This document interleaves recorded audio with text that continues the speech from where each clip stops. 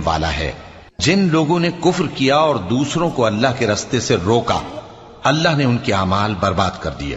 اور جو لوگ ایمان لائے اور نیک عمل کرتے رہے اور جو کتاب محمد صلی اللہ علیہ وآلہ وسلم پر نازل ہوئی اسے مانتے رہے،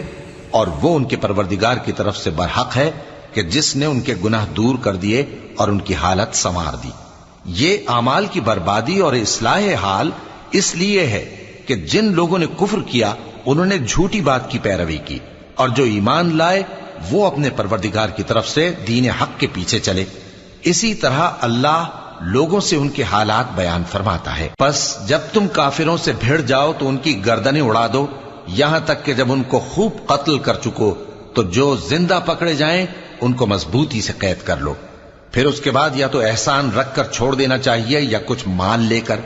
یہاں تک کہ فریق مقابل لڑائی کے ہتھیار رکھ دے۔